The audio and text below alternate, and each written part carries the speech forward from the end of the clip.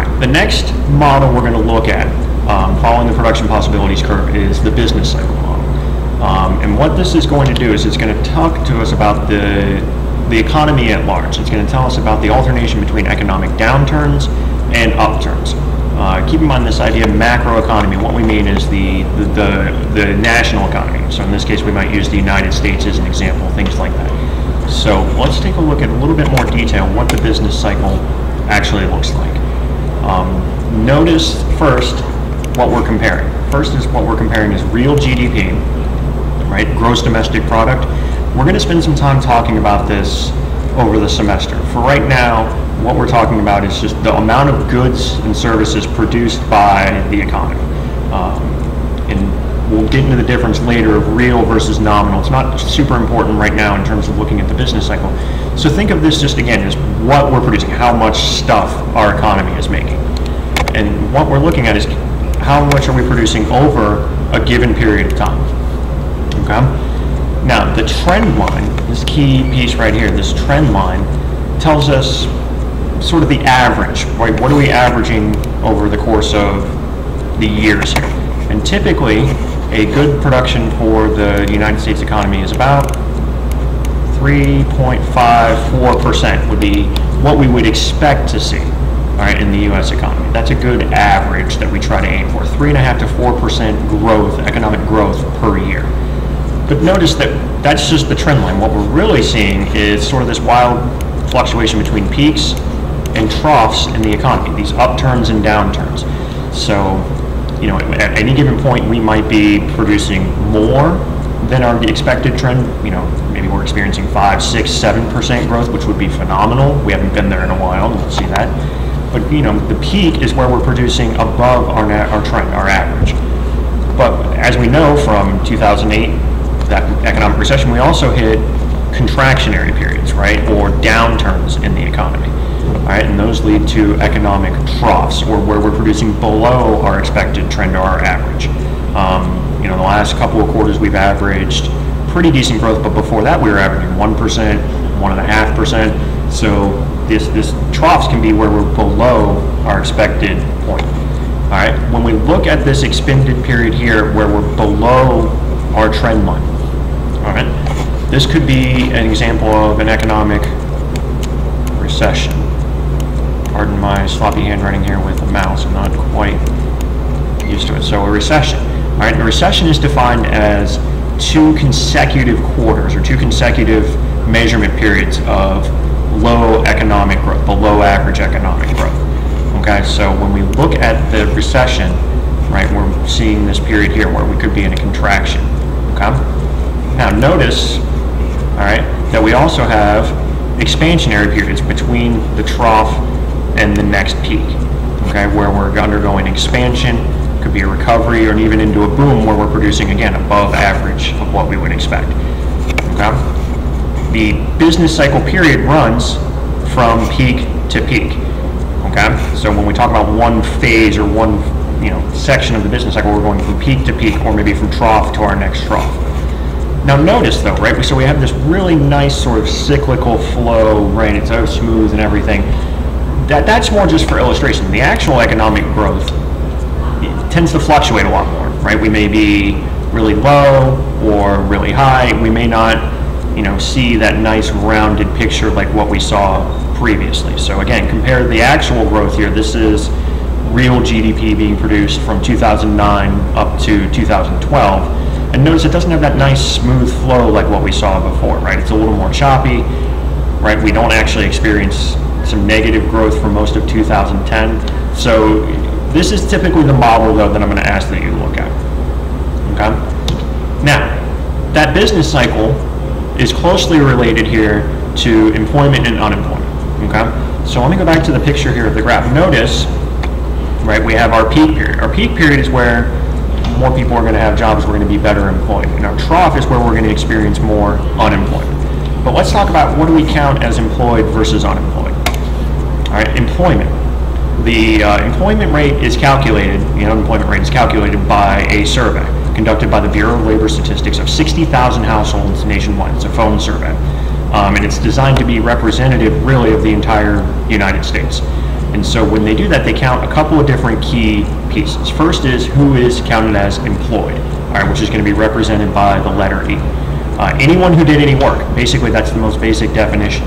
It's anyone who worked at least 1 hour for pay, or if you work at a family business and you're not earning a paycheck necessarily, anyone who worked 15 hours unpaid at that family business. It also includes people who are absent from their normal job. Maybe they took sick leave, personal vacation, they're on strike if they work in a factory. That actually counts as employed. The other key thing is, notice that this is a pretty big category of who's employed, right? You only have to work 1 hour, but we're not going to count the military, and we're not going to count anyone under the age of 16. Okay, so those are the two parameters that we set. So if that's employed, unemployment also has a very specific definition. Unemployment is anyone who didn't have a job, but the key here is that they made specific active efforts to find a job during the 4 weeks and they were available for work. All right, it's basically anyone who wasn't working, maybe they were laid off, they're waiting to be called back, but they have to be actively looking, and that's the key, right? They made specific active efforts to find a job. Okay, so keep that in mind when you look at the definition of unemployed, all right, that they have to be actively looking. So when we calculate then the labor force, all right, we're going to focus on the civilian non-military employment, and we're going to add together who's employed and who's unemployed. That count qualifies as the labor force, the people who are available for work. All right, and the unemployment rate is just the percentage there of that labor force that is not employed. You can see the formula here. We're going to be working with this formula in class, so maybe jot it in your notes. You're going to be doing some of this for homework, calculating some of the unemployment rate as well. So really focus on that formula so that you can be able to calculate this. But there's one other category of people that we want to talk about. We'll get into this a little bit more later in the semester when we talk about specific types of unemployment. But it's, what about those people who don't have a job but weren't looking for a job? Maybe they got discouraged and dropped out. They said, I'm never going to find a job, I give up, things like that. These people are what are termed discouraged workers, and they don't count when we do the labor force calculations. So when we look at the number of unemployed people, we're actually kind of underestimating how many people are out of work, because there are people who don't have a job but aren't even looking for a job. Okay, and again, remember, this only counts people over the age of 16. So when we do the calculations here, right, keep in mind if we see teenagers who have part-time jobs, they don't count towards this. It's anyone over the age of 16. So you're going to do some example calculations here as part of your homework. So you might want to go ahead and pause the video here, take a look at the number of people, right, military personnel under 16, things like that. And I'm going to ask you a couple questions on the homework sheet as part of your calculations. So you may want to go ahead and pause it now. I'll get up so it doesn't look creepy that I'm sitting here in the bottom of the screen staring at you while you have the video paused. So I'll get up, you can pause the video and do the calculations as part of your homework, and then we'll come back and wrap up by talking a little bit about inflation and deflation.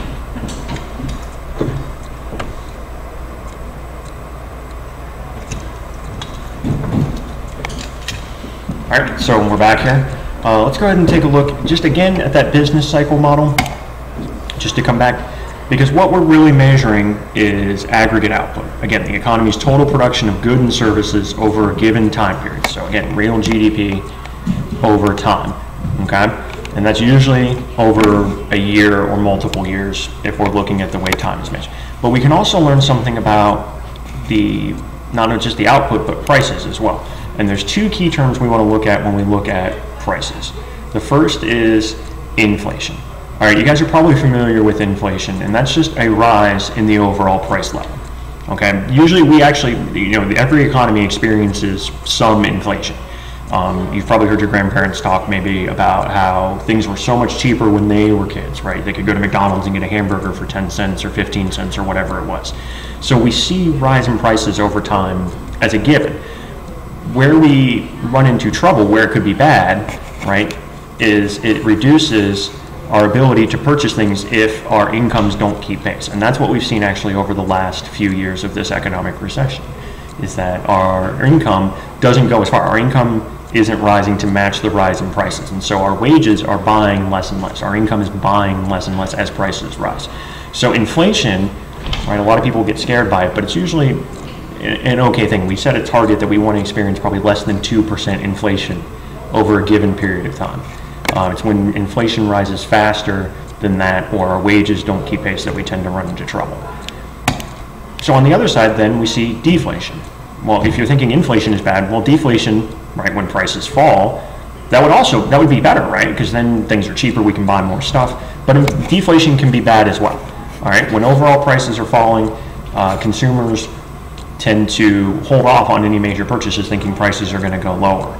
And so they may not make purchases right away thinking if prices are going to keep dropping, right? A big example would be airline tickets, right? A lot of people will wait to purchase travel and airline tickets thinking, well, maybe I can get them cheaper a week from now, 2 weeks from now, whatever the case is. And so this creates a problem because producers start experiencing a surplus of goods and services that they can't sell. And so they respond by lowering prices. Consumers keep waiting because now, again, prices are falling, so we're going to keep waiting to make more purchases, things like that. And it kind of creates a cycle of deflation, which can be a bad thing. So make sure that you've completed the homework, right? The questions that go along with this video. We'll talk a little bit about the business cycle in class, some of these definitions. So be ready to have a discussion on this in class. And I will see you guys next time.